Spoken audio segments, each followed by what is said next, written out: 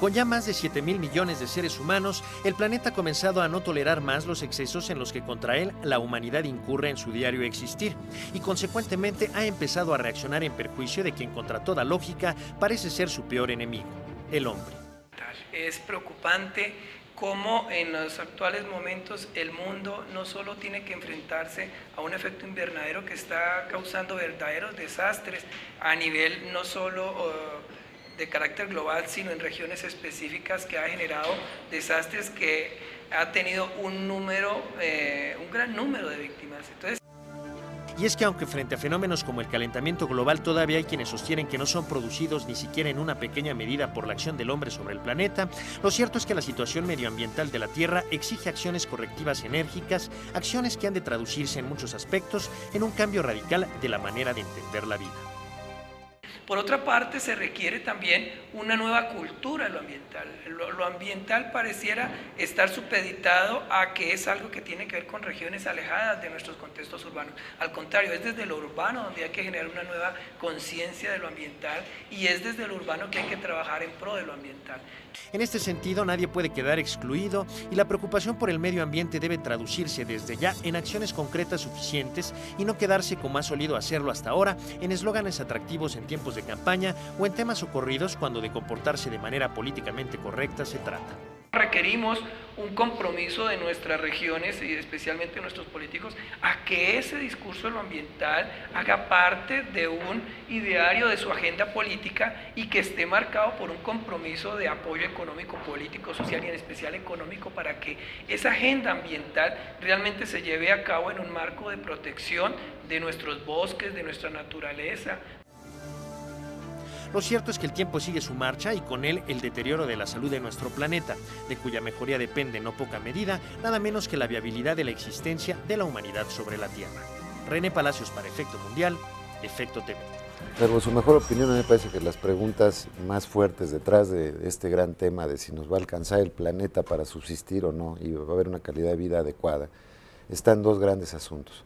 En el sistema económico tenemos ahora sí que un sistema dirigido a ganar dinero y a vender más y a producir más, que la producción todo crezca. Y en el terreno político a ganar elecciones, prácticamente a cualquier costo, ¿no? Esto, ¿cómo se concilia con el mundo que ustedes están avisorando a través de un informe tan delicado como este? Mira, yo te diría que planteas las cosas con mucha precisión y al respecto, uno de los autores del estudio de los límites del crecimiento, Jørgen Randers, de la Universidad de Oslo, enfatiza precisamente eso. Dice que el problema está en que los sistemas dominantes nos obligan a pensar con criterios de corto plazo y no con una visión de largo plazo. Como tú señalas, la economía de mercado conlleva incrementar el consumo, incrementar las utilidades, y los sistemas electorales conllevan ganar elecciones y nadie quiere decir, ningún político quiere decir cosas que el electorado no quiere oír, porque él lo que necesita es llegar al cargo. Estos dos, mecanismos han dificultado, es decir, yo creo que la economía de mercado es el mejor sistema para la asignación de recursos productivos y creo que el sistema democrático es la mejor forma de gobierno. Sin embargo, siendo bondadosos los sistemas, tienen dentro de sí mismos problemas que te conllevan a pensar con criterios de corto plazo.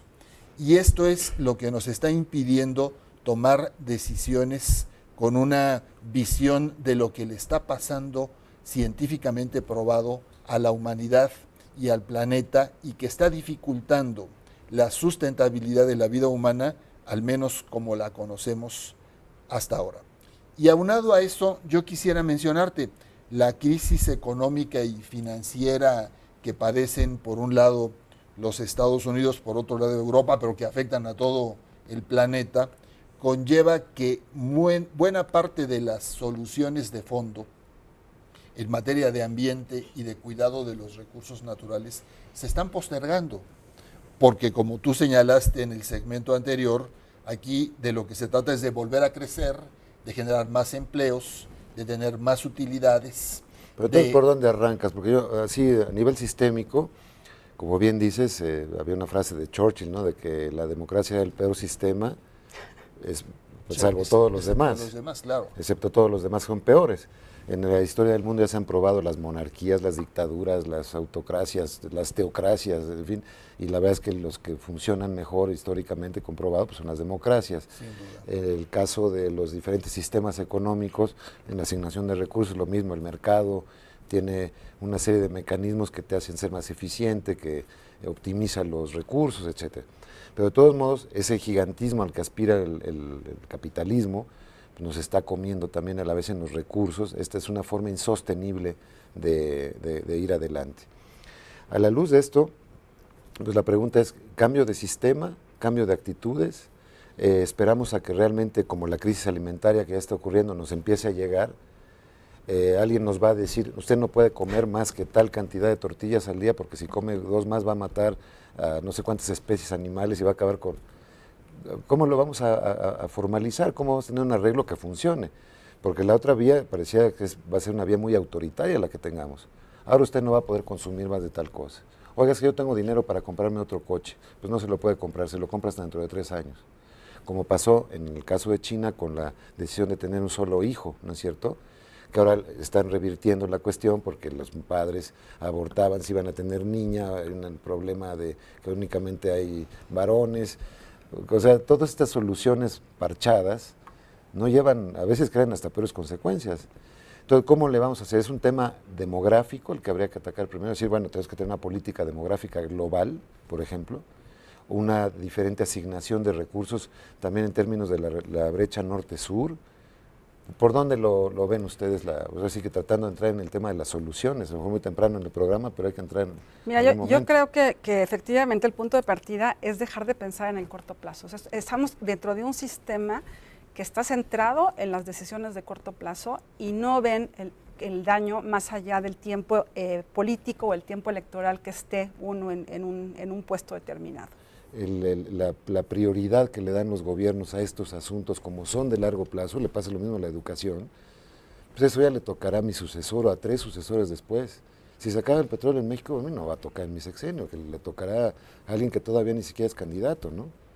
Entonces tenemos ese problema político y económico muy, muy serio, y no sé, en el corto plazo, siendo quizá más pragmático, si bueno, una forma medio de frenar esto, es quizá a través de eso, ¿no? Es decir, fórmulas tecnológico-económicas que puedan ayudar a ir paliando el asunto, ¿no? Yo te diría que hay 2 enfoques, el optimista y el pesimista. El optimista es que la concientización, la concertación... O el pesimista y el informado, como dicen, bueno, ¿no? también, y que la coordinación internacional pueden lograr algo. El pesimista es lo que tú dices, cuando vayamos llegando a enfrentar los problemas, cuando tengamos una crisis de agua como la que está padeciendo México, pero más aguda, cuando tengamos un problema de producción de alimentos como los que padecen cada vez más distintos sectores agrícolas en diversas partes del mundo, cuando tengamos un mayor problema de huracanes y ciclones, como los que en México, por cierto, que es un país muy vulnerable a muchos de estos aspectos, sucedan, es cuando vamos a ir reaccionando. Cuando veamos un encarecimiento severo del precio del petróleo, más del que existe ahora, no solamente por su agotamiento, sino curiosamente, las principales fuentes petroleras en el mundo están en zonas políticas muy conflictivas. Entonces, eso es lo que nos va a ir hacer reaccionar. Déjame citarles un planteamiento que hace Lester Brown, también comentando los 40 años de los límites del crecimiento. Lester Brown es el director del Instituto de Política sobre la Tierra en los Estados Unidos. Él plantea 4 medidas que suenan muy utópicas, pero es un referente de cómo lo ven algunos especialistas. Él dice reducir drásticamente las emisiones de CO2 para 2020 en un 80%. Eso se ve muy importante, pero se ve muy improbable. El año pasado rompimos el récord de emisiones de CO2 a la atmósfera a nivel mundial. Otro de los que cita es la estabilización de la población mundial en no más de 8,000 millones de personas en 2040. Tú mismo citabas. O sea, él nos está diciendo lo que requerimos. El deber ser. Y eso es muy difícil de alcanzar. No, está bien tener un parámetro de dónde deberíamos estar, no está mal. Con base científica. Nosotros en 1960 en el mundo éramos alrededor de 3,000 millones de gentes. Como citas, hace unos meses las Naciones Unidas reconoció que somos 7,000 millones de personas y tenemos la perspectiva de llegar a 9,000 en la década del 2040 al 2050, con muchos problemas de envejecimiento de la población. Entonces, él lo que plantea es una reducción drástica en eso que se ve poco probable. Otro punto que plantea es la erradicación de la pobreza extrema en el planeta, lo cual también se ve muy difícil porque cada vez hay más sectores en situación de pobreza extrema o de pobreza relativa en países de economías emergentes, en países pobres y aún en algunos casos de países desarrollados.